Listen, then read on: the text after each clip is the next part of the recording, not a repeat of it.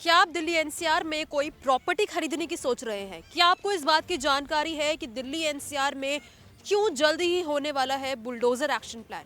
क्या आपको ये जानकारी है कि आखिरकार क्यों गिराए जा रहे हैं 5000 से ज्यादा बिल्डिंग के स्ट्रक्चर? अगर आपने भी दिल्ली में किसी प्रॉपर्टी में इन्वेस्टमेंट की है और अब आपको ये डर बना हुआ है कि आप पे प्रॉपर्टी जो है इन्वेस्टमेंट आपने की है उसको कोई खतरा तो नहीं है, ये जानने के लिए इस वीडियो को लास्ट तक जरूर देखना। नमस्कार, मैं हूं आंचल मित्तल और आप लोग देख रहे हैं तेज तर्रार।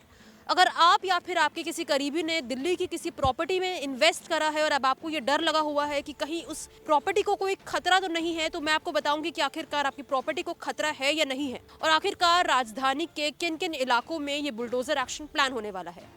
दरअसल इलाकों में इलीगल कंस्ट्रक्शन की कई खबरें आने के बाद सरकार ने भू माफियाओं पर नकेल कसने की ठानी है। इसी को लेकर सिर्फ दिल्ली ही नहीं बल्कि आसपास के इलाके जैसे नोएडा, गाजियाबाद, हापुड़, ग्रेटर नोएडा और बुलंदशहर में भी सख्त कदम उठाए जाने वाले हैं।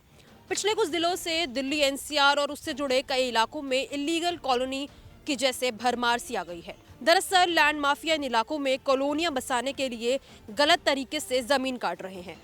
बता दें कि बुलंदशहर इलाके के एक शहर में टाउनशिप की प्लानिंग हो रही है, लेकिन यही माफियाओं ने इलीगल कॉलोनियां काट रखी है। अब हम आपको कुछ ऐसे इलाकों के नाम बताएंगे जहां लैंड माफियाओं द्वारा बसाई गई इलीगल कॉलोनियों में लोगों ने फ्लैट, जमीन, घर या फिर दुकान खरीदी हुई है। दरअसल उत्तर प्रदेश की योगी सरकार का बुलडोजर अब दिल्ली एनसीआर में भी चलेगा और लैंड माफियाओं की इलीगल कॉलोनीज पर धावा बोला जाएगा। ऐसे में इन्हें खाली करवाना भी स्टेट गवर्नमेंट के लिए सबसे बड़ी चुनौती मानी जा रही है। इसी के साथ आवास विकास परिषद के सर्वे की रिपोर्ट के हिसाब से गाजियाबाद में 5000 से ज्यादा इलीगल स्ट्रक्चर्स हैं, जिसके चलते बिल्डरों ने अपने निजी फायदे के लिए 3 मंजिला इमारतों की जगह कई इलीगल फ्लोर्स भी खड़े कर दिए हैं। मुरादनगर क्षेत्र वसंतपुर गाँव का भी यही हाल है।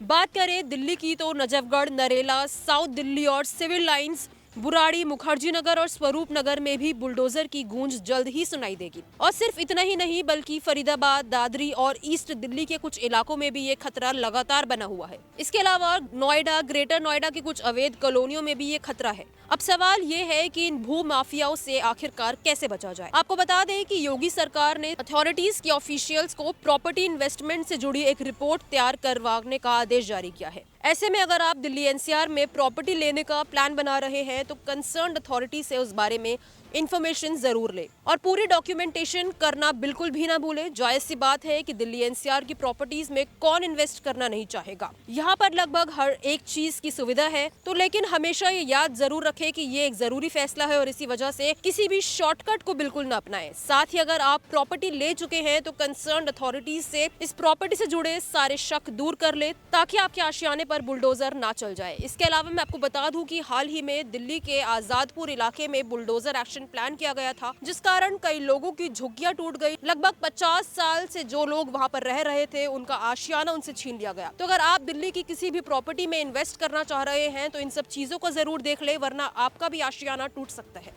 अब इस खबर को लेकर आप लोगों की क्या कुछ राय है हमारे साथ कमेंट बॉक्स में जरूर शेयर करें। कैमरा पर्सन आशुतोष के साथ मैं आंचल मित्तल। अगर आपको हमारी ये वीडियो पसंद आई हो तो इसे लाइक एंड शेयर करना बिल्कुल न भूलें।